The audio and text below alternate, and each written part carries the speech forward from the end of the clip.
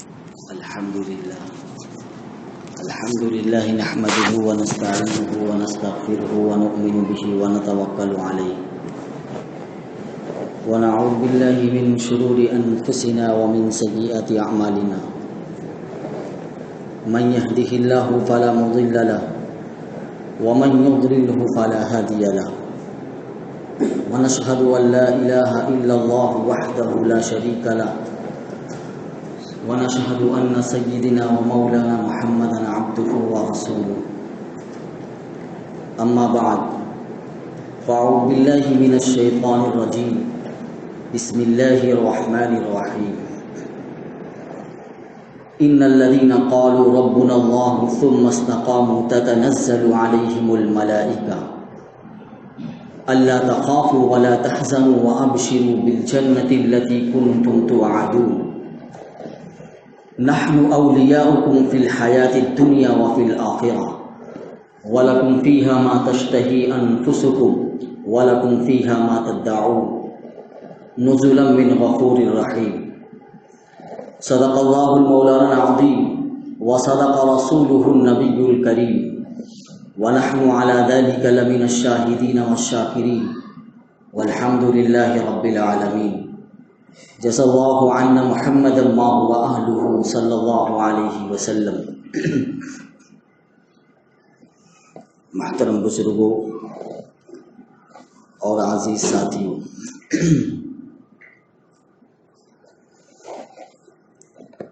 رمضان المبارک کا مہینہ اپنی تمام تر برکتوں کے ساتھ ہمارے سروں سے گزر گیا۔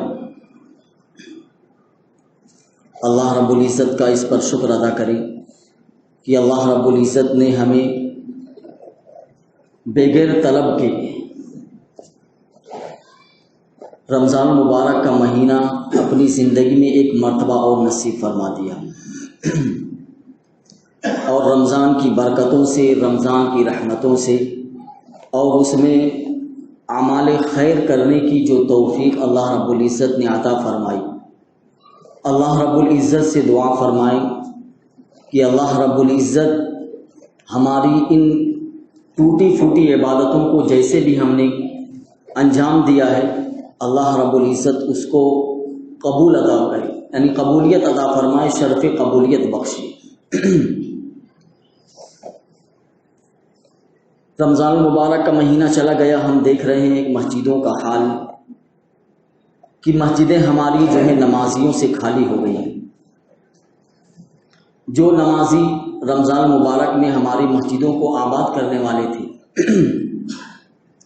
اب جیسے ہی عید الفطر کا چاند نظر آئے ویسے ہی، بلکہ یوں کہہ لیجئے کہ 27ویں رمضان کے بعد سے ہی، جب قرآن شریف ختم ہوتا ہے اکثر مسجدوں میں تراویح کے اندر، اس کے بعد سے ہی مسجدیں خالی ہونی شروع ہو جاتی ہیں۔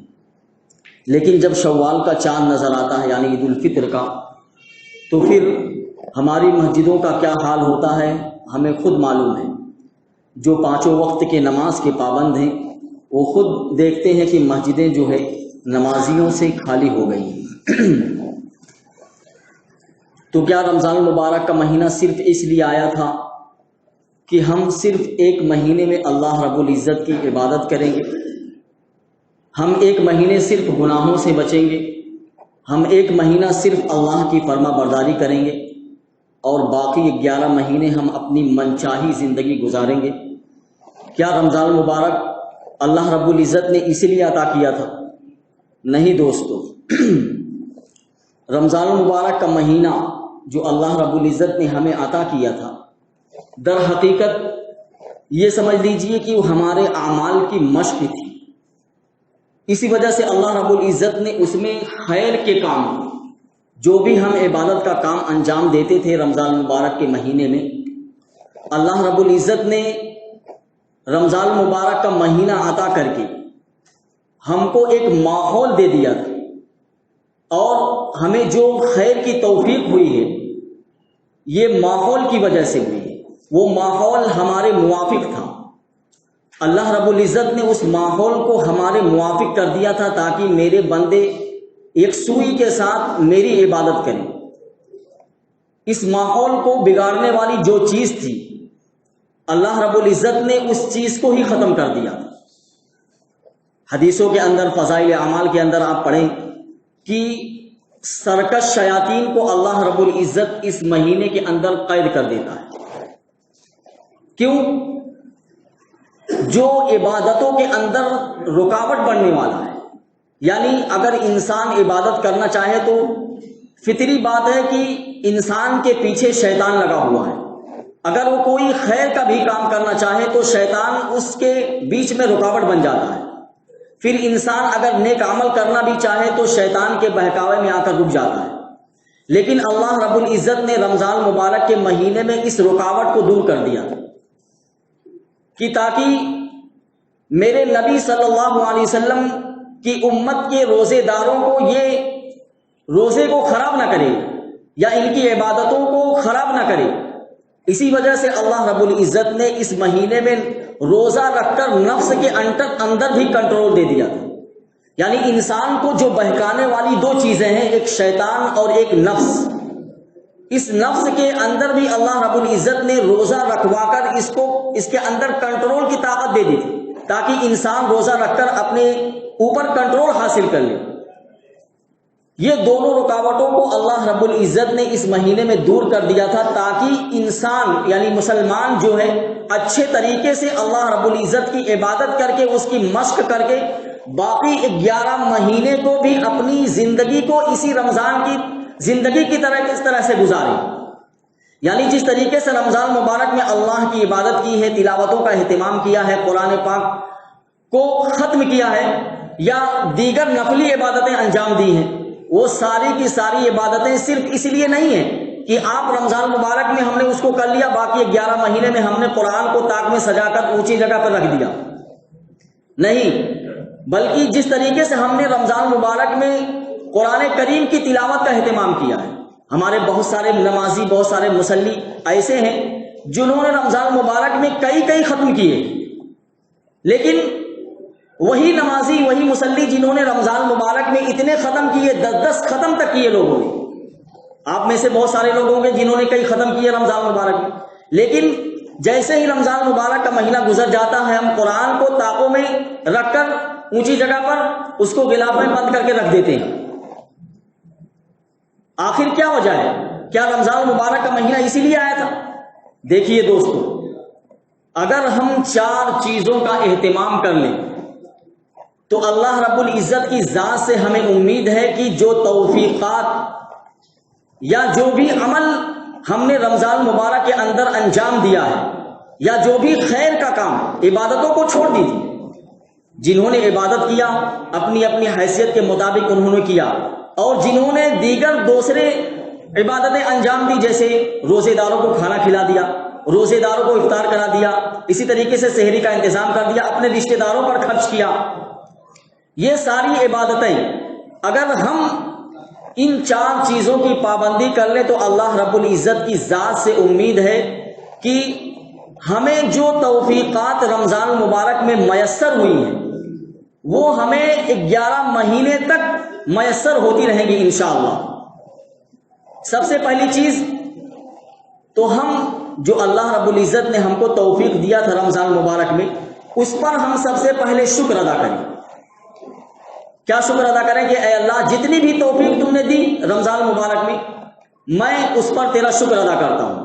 دیکھیے، اگر ہمت والوں کو دیکھا جائے تو ہمت والوں کو دیکھ کر انسان یہ سوچتا ہے کہ واقعی اتنا ہمت والا انسان ہے، اتنی مشقت کر کے اور اتنا اہتمام کے ساتھ عبادتوں کو انجام دیتا ہے، تو انسان کے اندر تھوڑی سی کاہلی پیدا ہوتی ہے کہ میں تو اتنا محنت نہیں کر سکتا ہوں، میں اتنا مشقت نہیں کر سکتا ہوں. لیکن یہ بات نہیں ہے. اللہ رب العزت نے جو بھی توفیق آپ کو دی، جتنی بھی توفیق دی ہے، آپ اس توفیق پر اپنے عمل کو تو انسان کو ہمیشہ جو ہے کم سمجھنا ہے. وہ انسان ہلاک اور برباد ہو گیا، تباہ ہو جائے گا جو اپنے عمل کو بڑا سمجھے گا. ہر وقت انسان کو اپنے عمل کو ہمیشہ چھوٹا سمجھنا ہے کہ میں جو بھی عمل کر رہا ہوں اللہ رب العزت کے نزدیک کے قابل قبول ہے یا نہیں. اللہ کی ذات سے امید رکھے کہ اللہ اس کو قبول کر لے، جیسا بھی عمل ہے وہ. اپنے عمل کو کبھی بڑا نہ سمجھے کہ میں بہت بڑا یعنی بہت زیادہ ختم کر دیا میں نے، بہت زیادہ دیر نفلوں کا اہتمام کر لیا اور بہت زیادہ جو ہے میں نے کار خیر میں حصہ لیا. یہ سب اپنے دل کے اندر نہیں، بلکہ اپنے عمل کو ہمیشہ انسان چھوٹا سمجھے. تو اپنے عمل کو چھوٹا سمجھتے ہوئے اللہ رب العزت کا شکر ادا کرے کہ جو بھی توفیق تم نے دی تھی اللہ رب العزت، میں دعا کرتا ہوں کہ آپ مزید مجھے توفیق عطا فرمائیں، کیونکہ اللہ رب العزت کا قانون ہے لئن شکرتم لازیدنکم. اگر ہم اللہ رب العزت کی توفیق پر اس کا شکر ادا کریں گے تو اللہ رب العزت کا یہ قانون ہے لازیدنکم، اللہ رب العزت اس توفیق کو جو ہے بڑھا دیتے ہیں. لیکن اگر انسان ناشکری کرتا ہے تو پھر اللہ رب العزت کی پکڑ جو ہے بہت سخت ہے. اس ناشکری پر اللہ رب العزت اس بندے کی پکڑ کر لیتے ہیں. تو جو بھی توفیق ہوئی، سب سے پہلی بات ہے کہ ہم اس پر شکر ادا کریں. اور دوسری بات، اپنا محاسبہ کریں. محاسبہ کیا ہے؟ محاسبہ نفس ہوتا ہے. ایک انسان کرتا ہے، یعنی سوچتا ہے، یعنی یہ سوچے کہ میں نے اس رمضان مبارک کا مہینہ جو اللہ رب العزت نے مجھے عطا کیا تھا، اتنی برکتوں کا مہینہ تھا، اتنی رحمتیں اللہ رب العزت کی اس میں نازل ہو رہی تھی، بہت سارے بندوں نے اس کی برکتوں سے اپنی اپنی حیثیت کے مطابق، اپنی اپنی طاقت کے مطابق فائدہ اٹھایا. میں نے اس رمضان مبارک سے کتنا فائدہ اٹھایا، میں نے کن کن کاموں کو انجام دیا، پہلے یہ سوچیں. اور اگر کسی کام میں کوئی کوتاہی نظر آ رہی ہے، یعنی میں نے یہ کام رمضان مبارک میں کرنا چاہیے تھا نہیں کیا، مثال کے طور پر میں یہ سوچ رہا ہوں مجھے تہجد پڑھنا چاہیے تھا رمضان میں لیکن میں نے نہیں پڑھی، تو یہ اس کمی پر غور کریں کہ آخر کیا وجہ تھی کہ میں رمضان مبارک میں جب ماحول سازگار تھا، اللہ رب العزت نے ماحول کو ہمارے موافق بنا دیا تھا، اور وہ شخص جو تلاوت نہیں کرتا سال کے 11 مہینے، وہ اس مہینے میں بھی تلاوت کرتا ہے، تو اتنا ماحول سازگار ہونے کے باوجود بھی میں آخر تہجد کیوں نہیں پڑھ سکا؟ تو جو کمی کوتاہی ہو اس پر غور و فکر کریں. اور تیسری چیز، نیکیوں کی حفاظت کرے انسان. ہم نے رمضان میں جو بھی نیکیاں کی ہیں اس کی حفاظت کرنا. دیکھیے صرف نیکیاں کرنی نہیں ہوتی، یعنی یہ نہیں کہ ہم نے نیکی کر لی بس، نہیں، بلکہ نیکی کرنے کے بعد اس نیکی کو آخرت کے دن تک بچا کر لے جانا ہے. انسان بسا اوقات نیکی کرتا ہے لیکن اس کو محفوظ نہیں رکھ سکتا. محفوظ کیسے نہیں رکھتا؟ بلکہ کوئی ایسا عمل کر دیتا ہے جس سے وہ جو نیکیاں اس نے کمائی تھی اس نیکیوں کو وہ ضائع کر دیتا ہے. تو جو نیکیاں ہم نے کی ہیں اس کی حفاظت کرنا. حضرت تھانوی رحمت اللہ علیہ نے اپنی کتاب کے اندر لکھا ہے کہ دیکھیے میں نے کہا نا، انسان کے لیے نیکیاں کرنا صرف ضروری نہیں، یعنی نیکیاں کر لیا اور نیکیاں کرنے کے بعد اس کو آخرت کے دن تک اس کو بچا کر لے جانا، یہ بہت اہم ہے. انہوں نے لکھا کہ ایک حاجی صاحب تھے، ان کے یہاں جو ہے ایک صاحب مہمان ہوئے، نماز کا وقت ہو گیا، تو مہمان صاحب نے کہا کہ حاجی صاحب مجھے نماز پڑھنا ہے، کوئی جگہ بتا دیں. تو حاجی صاحب نے، مالدار آدمی تھے، تو حاجی صاحب نے اپنے خادم کو آواز دی اور کہا وہ میاں، ہم نے وہ جو چوتھے حج سے واپسی پر جو مصلی لے کر آئے تھے، ہم چوتھے حج سے واپسی پر جو مصلی لے کر آئے تھے وہ مصلی لا کر ان مہمان کے لیے بچھا دو، یہ نماز ادا کریں گے. حضرت نے فرمایا کہ اس جملے نے چاروں حج کے ثواب کو ضائع کر دیا اگر اس نے ریاکاری کی. اگر یہ دکھاوا مقصود ہے کہ میں نے 4 حج کیے، لوگوں کو بتانا مقصود ہے کہ میں نے 4 حج کر لیے، یہ ریاکاری ہے، تو اس ریاکاری نے اس 4 حج کے ثواب کو اس حاجی صاحب نے ضائع کر دیا. تو صرف نیکیاں کرنا نہیں بلکہ نیکیاں کر کے اس کو آخرت کے دن کر بچانا بھی مقصود ہے. ہم نے کار خیر انجام دیا. مثال کے طور پر رمضان مبارک میں ہم نے بہت صدقہ خیرات کیا، غریبوں کی، رشتہ داروں کی ہم نے بہت مدد کی، کیونکہ ہمیں معلوم ہے کہ اس مہینے میں خرچ کریں گے تو اللہ رب العزت زیادہ ثواب عطا کرتا ہے. تو اس لیے مسلمان اس مہینے میں اپنے رشتہ داروں پر، غریبوں پر زیادہ خرچ کرتے ہیں. اگر ہم نے کسی غریب مسلمان پر صدقہ خیرات کیا یا رشتہ دار پر کوئی احسان کیا اور اس صدقہ خیرات کرنے کے بعد یا رشتہ داروں پر احسان کرنے کے بعد ہم نے اس کو جتا دیا یا یہ نیت دل میں کر لی کہ میں نے اس کو صدقہ خیرات اس لیے دیا ہے، میں نے اس کے اوپر اپنا مال اس لیے خرچ کیا ہے تاکہ جب یہ میں راستے سے گزروں تو یہ مجھے سلام کرے، جب میں راستے سے گزروں تو مجھے ہاتھ اٹھا کر سلام کرے، اور اگر اس نے یہ کہہ دیا کہ میں نے تیرے اوپر اتنے سارے خرچ کیے تھے اور تو میرے کوئی کام نہیں آیا، تو یہ سارے کے سارے کام جو ہے جو تم نے نیک عمل کیے ہیں اس صدقہ خیرات کرنے کے ذریعے سے یا احسان کرنے کے ذریعے سے، پڑوسی پر احسان کر دیا، رشتہ داروں پر احسان کر دیا اور ان احسان کو جتا دیا کہ میں نے فلاں موقع پر تمہارے ساتھ احسان کیا تو مجھے یہ بدلہ دے رہے ہو، اگر یہ جتا دیا تو اس نے جو احسان کیا تھا اس کا جو ثواب اس کو ملا تھا وہ سارے کے سارے ثواب کو اس نے ضائع کر دیا۔ اس لیے نیکیاں کرنا اور اس کو آخرت کے دن تک یعنی مرنے کے بعد تک اس کو بچانا بھی ہے۔ چوتھی چیز، اللہ رب العزت سے استقامت کی دعا کرنا۔ کیا استقامت کی دعا کرنا؟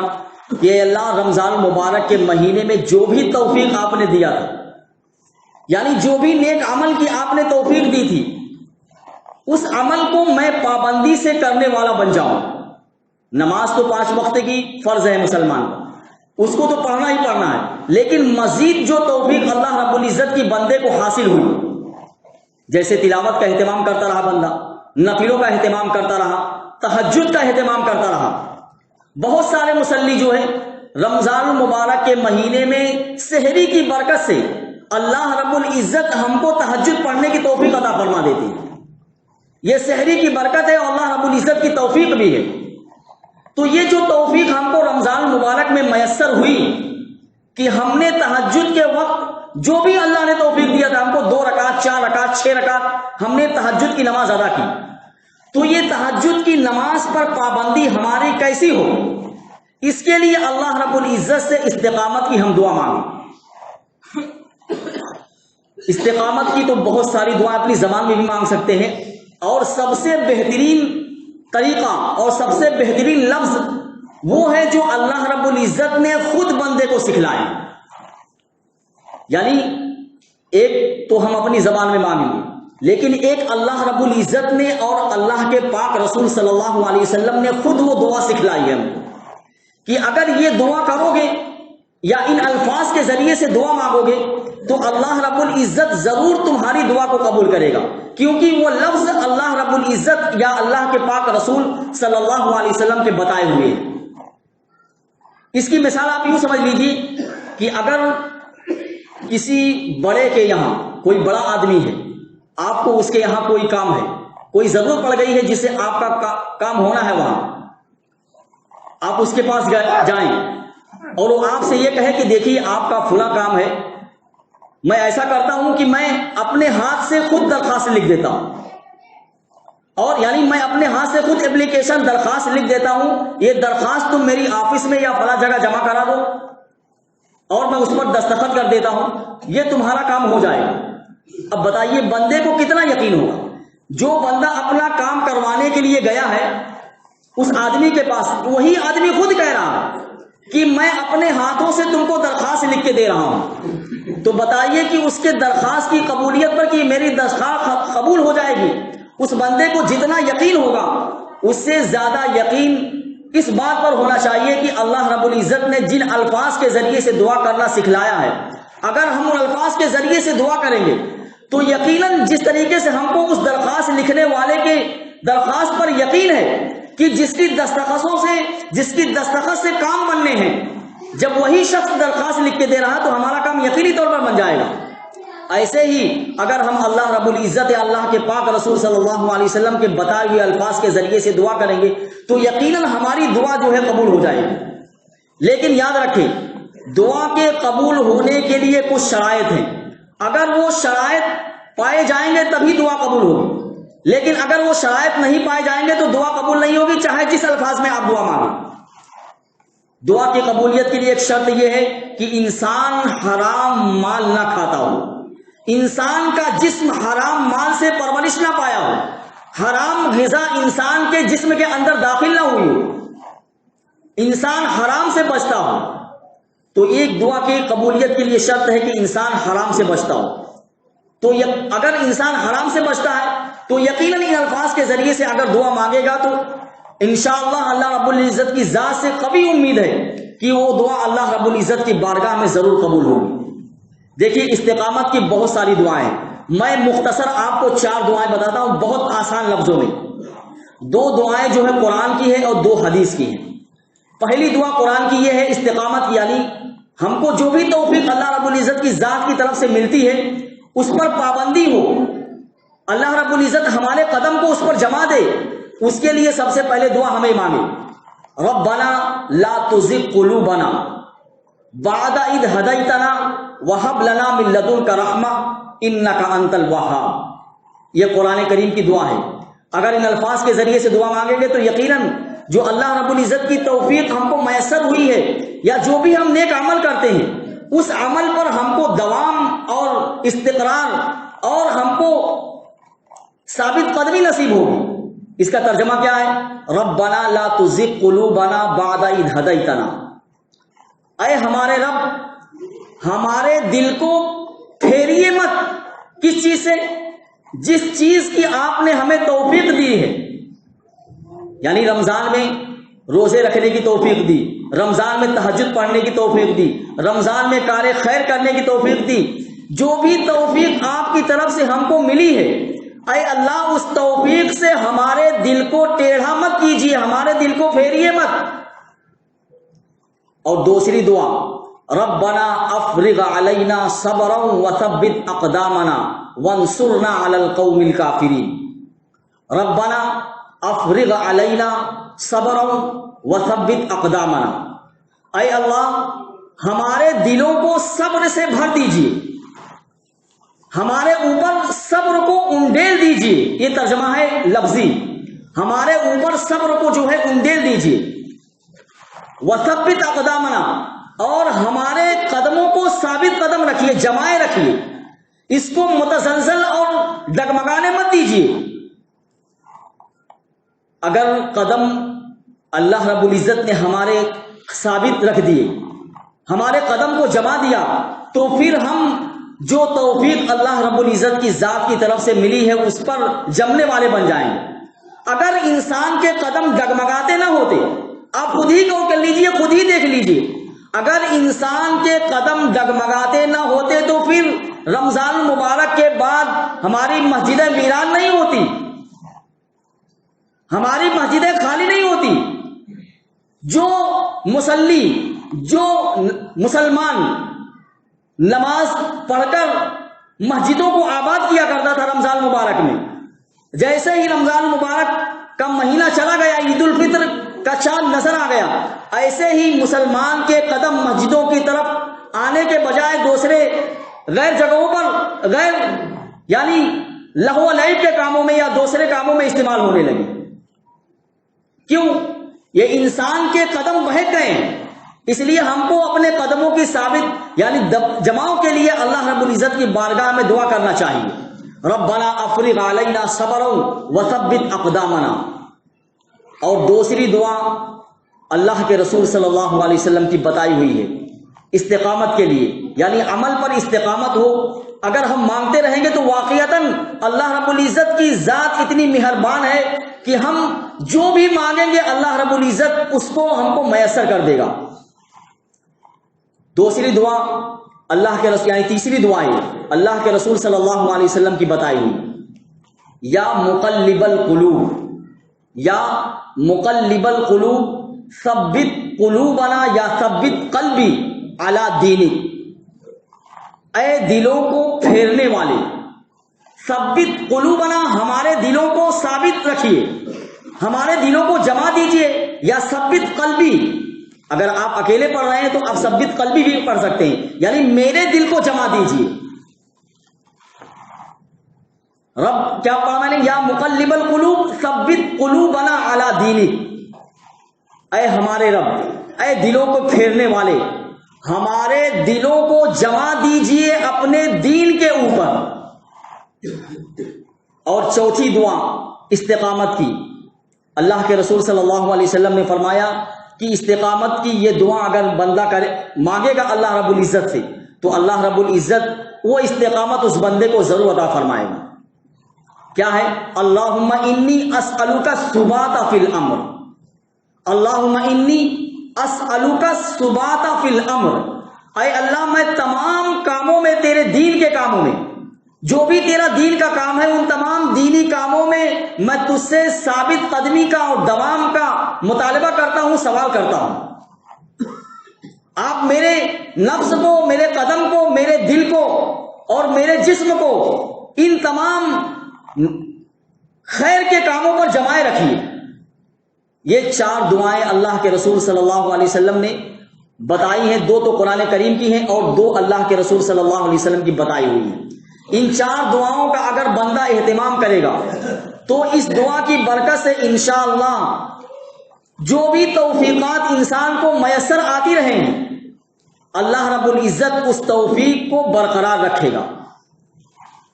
اور ایک بات یہ کہ دیکھیے رمضان المبارک کا مہینہ تو گزر گیا اور ہم اپنی آنکھوں سے دیکھ رہے ہیں کہ ہماری مسجدوں کا کیا حال ہے. دوستو، رمضان المبارک کا مہینہ صرف اس لیے نہیں آیا تھا کہ ہم ایک مہینے صرف اللہ رب العزت کی عبادت کریں، باقی 11 مہینے جو ہے ہم اپنی منچاہی زندگی گزاریں. دیکھیے مسلمان یا ایمان والا جو ہے اس کو ہر وقت اللہ رب العزت کی فرما برداری کے لیے تیار رہنا چاہیے. یعنی ہر وقت یہ سوچنا چاہیے کہ اس وقت میرے رب کا کیا حکم میری طرف متوجہ ہے. اللہ رب العزت نے رمضان المبارک کا مہینہ عطا کر کے یہی سکھایا کہ ہر وقت تم کو اللہ رب العزت کی ذات کا استحضار رہنا چاہیے. جب بندہ یہ سوچے گا کہ میں ہر وقت اللہ رب العزت کی نگاہ میں ہوں تو کوئی بھی بندہ جو ہے کبھی بھی غلط کام کی طرف اپنے قدم کو نہیں بڑھا سکتا ہے. لیکن جیسے ہی بندے کے خیال سے، بندے کے دل سے یہ بات نکل جائے گی کہ اللہ رب العزت مجھے ہر حال میں دیکھ رہا ہے تو بندہ جو ہے گناہوں کی طرف اپنے قدم کو بڑھائے گا. آپ خود غور کر لیجئے، رمضان مبارک کا مہینہ ہم نے روزے رکھے، اس میں گرمی کا موسم ہے، سخت پیاس لگی ہوئی ہے، کمرے میں بیٹھا ہوا ہوں اور فریج کے اندر ٹھنڈی بوتل رکھی ہوئی ہے اور کوئی دیکھنے والا موجود نہیں ہے. میں چاہوں تو اس فریج سے بوتل کو نکال کر اپنے حلق کے نیچے ڈال سکتا ہوں. کیوں؟ کیونکہ کوئی دیکھنے والی نگاہ نہیں ہے یا کوئی راڈار یہاں ہمارے حلق کے نیچے لگا ہوا نہیں ہے کہ اگر ہم نے حلق کے نیچے پانی ڈالا تو وہ راڈار ہم کو بتا دے گا کہ تم نے پانی پی لیا ہے. اب اتنی ساری سہولتیں ہیں، کوئی دیکھنے والا نہیں ہے، لیکن ہم صرف اس خوف سے کیا کہ اگر میں نے پانی پی لیا تو کوئی اگرچہ نگاہ دیکھ نہیں رہی ہے لیکن جو احکم الحاکمین ہے، جو سارے جہان کو دیکھنے والا ہے، وہ تو میں اس کی نگاہوں کے سامنے ہوں، چاہے کوئی آنکھ مجھے دیکھے یا نہ دیکھے، لیکن وہ اللہ رب العزت کی ذات تو مجھے دیکھ رہی ہے. اگر میں نے پانی پی لیا تو میری عبادت جو ہے ضائع ہو جائے گی اور میں اللہ کے نزدیک نافرمان شمار ہوں گا، اللہ کے نزدیک میرا نام گنہگاروں میں لکھا جائے گا. اس ڈر سے، یعنی اس خوف سے کہ اللہ مجھے دیکھ رہا ہے، ہم پانی نہیں پی رہے ہیں. اور جمعہ کی نماز میں مسلمان جو ہے مسجدوں کو بھر دیتے تھے. اللہ مؤذن پکارتا ہے، مؤذن کی پکار پر ہم مسجدوں کی طرف آتے ہیں. اللہ نے ہم کو توفیق دی، واقعتاً اللہ کی توفیق، اللہ اپنی توفیق سے ہی بلاتے ہیں. اگر اللہ کی توفیق نہ ہو تو بندہ کوئی بھی کام نہیں کر سکتا. جو توفیق اللہ رب العزت ہم کو جمعہ کے دن دیتا ہے، ہم چاہتے ہیں کہ یہ توفیق ہم کو ملے. کیا وہ توفیق ہم 5 وقت کی نماز میں نہیں چاہتے؟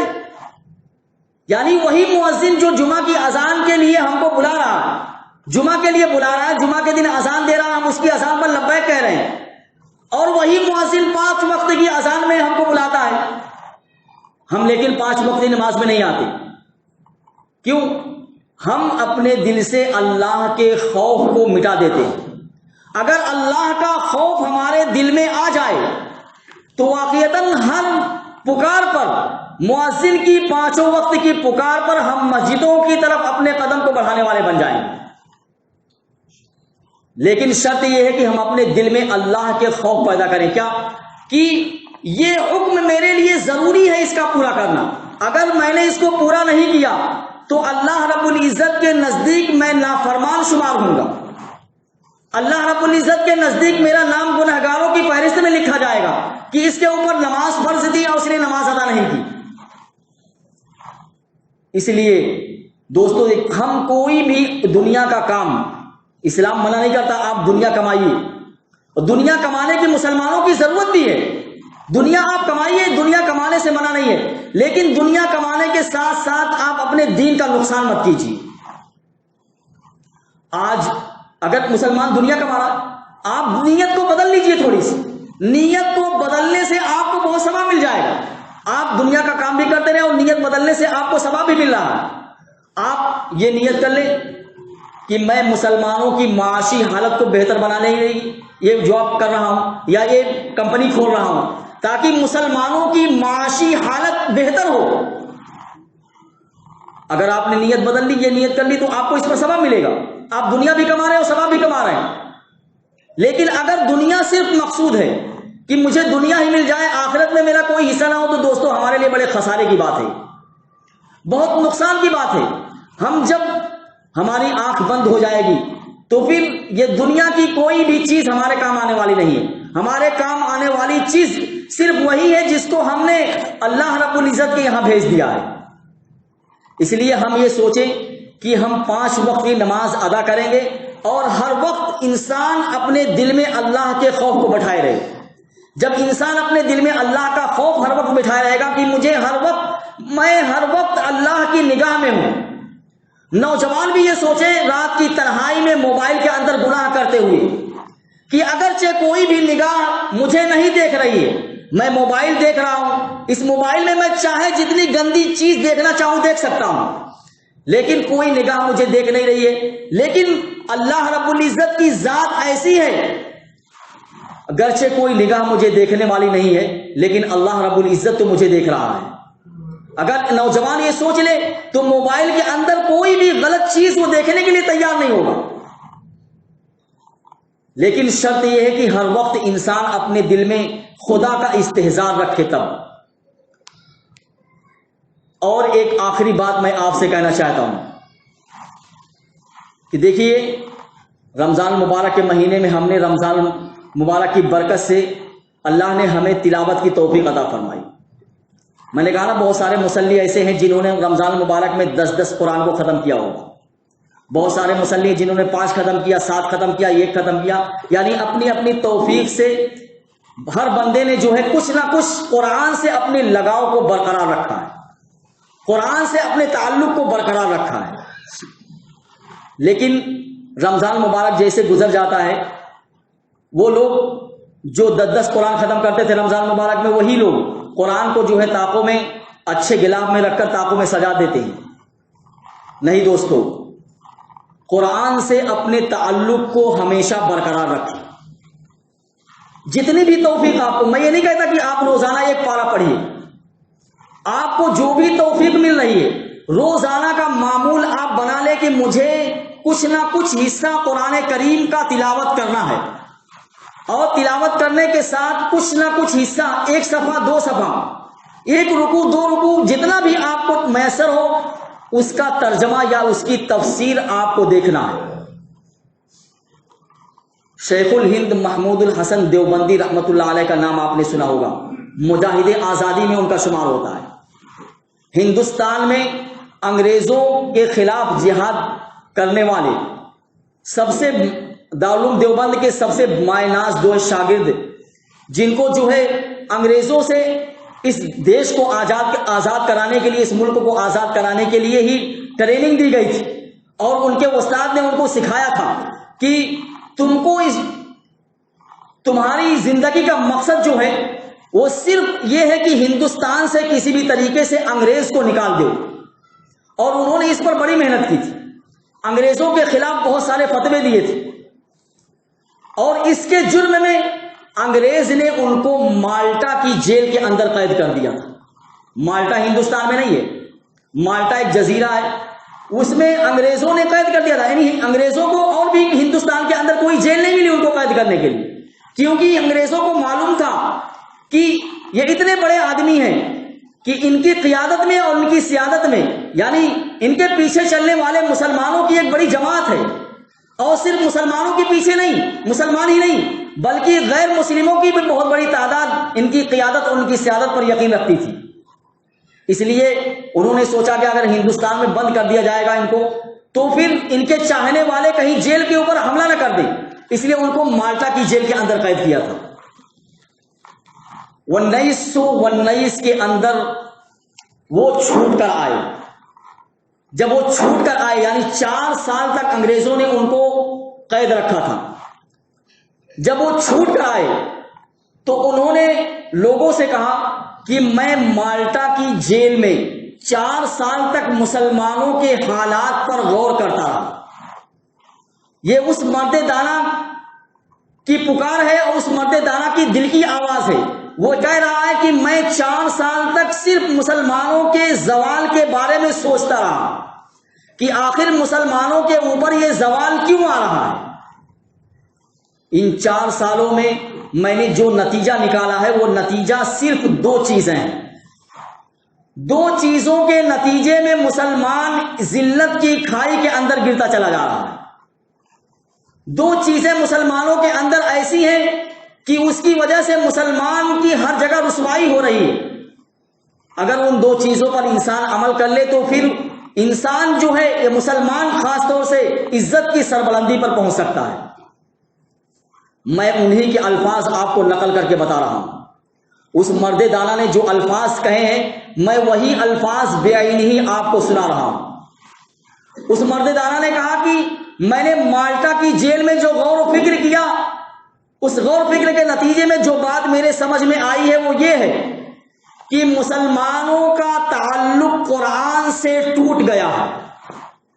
مسلمانوں نے قرآن پر عمل کرنا چھوڑ دیا ہے. قرآن سے تعلق کو ٹوٹنے کی وجہ سے مسلمان عزت کی بلندی پر نہیں پہنچ رہا ہے اور مسلمان ہر وقت ذلیل و خوار ہو رہا ہے. اور دوسری چیز انہوں نے بتائی کہ دوسری چیز جو مسلمانوں کی ذلت کا سبب بنی ہوئی ہے وہ آپس کا اختلاف ہے. یعنی مسلمان آپس میں خود کلمہ گو ہے، کلمہ پڑھنے والا ہے، لیکن آپس میں اتنے اختلاف ہیں، آپس میں ایک دوسرے سے دست گریباں ہیں اور ایک دوسرے پر زبانی حملے کر رہے ہیں اور ایک دوسرے سے ہاتھ کے ذریعے عملی طور پر حملہ کر رہے ہیں. اگر مسلمان اس اختلاف کو ختم کر دے تو پھر مسلمان عزت کی زندگی گزار سکتا ہے. جب تک اختلاف مسلمانوں کے اندر باقی رہے گا چاہے جیسا اختلاف ہو مسلمانوں کو آپس میں اختلاف کو ختم کرنا پڑے گا. اگر اختلاف ختم نہیں کیا مسلمانوں نے تو مسلمان کبھی بھی عزت کی بلندی پر نہیں پہنچ سکتا ہے. انہوں نے کہا کہ میری اب زندگی جو بچ گئی ہے، یہ معمولی آدمی نہیں ہے، انگریزوں کے اتنے سخت مخالف ہیں اور انگریز کی دشمنی جو ہے ان کے دل کے اندر اتنی گہری ہے، انگریز کے دشمنی میں اتنا پختہ ہے یہ کہ آج ہم کو انگریزی کلچر سے، انگریزی لباس سے اور انگریزی طرز عمل سے بڑی محبت ہوتی ہے، لیکن یہ انگریز کی دشمنی میں اتنی سخت ہے کہ خود انگریز مورخ جب اس نے تاریخ لکھی ہے تو اس تاریخ کے اندر اس انگریز مورخ نے لکھا ہے کہ اس مرد مجاہد کے اندر، اس شیخ الہند کے اندر انگریز کی دشمنی کی اتنی آگ بھری ہوئی ہے کہ اگر اس کی لاش کو بھی جلا کر راکھ کر دیا جائے تو اس کی لاش سے بھی انگریز کی دشمنی کی بو آئے گی. اتنا سخت دشمنی تھی انگریز کے خلاف. انگریز اس کے بارے میں لکھ رہا ہے. تو انہوں نے کہا کہ میری زندگی جو بچ گئی ہے میں یہ کوشش کروں گا کہ مسلمانوں کے اندر قرآن کو لفظاً اور معنن عام کیا جائے. کیا مطلب ہے لفظاً اور معنن؟ یعنی مسلمان کو قرآن پاک ان کے بچوں کو صحیح طریقے سے پڑھنا سکھایا جائے. مسلمان قرآن پڑھتا ہے، صحیح تلفظ کیا ہے پتہ نہیں ہے، اس لیے انہوں نے کہا کہ اب مسلمانوں کو چاہیے کہ دینی مکاتب، قرآن کے مکاتب جگہ جگہ قائم کیے جائیں تاکہ مسلمان بچے جو ہے قرآن کو صحیح طریقے سے پڑھنا سیکھیں، مسلمان صحیح طریقے سے قرآن پڑھنا جانیں۔ اور دوسری بات، مانن عام کیا جائے۔ مانن عام کا مطلب یہ ہے کہ مسلمانوں کو چاہیے کہ قرآن کریم میں غور و فکر کریں، قرآن کی تفسیر میں غور و فکر کریں، اور قرآن کے درسی حلقوں میں جو ہے بیٹھیں اور اس میں سمجھیں کہ قرآن ان سے کیا کہہ رہا ہے، یعنی اللہ رب العزت کیا کہنا چاہ رہا ہے مسلمانوں سے۔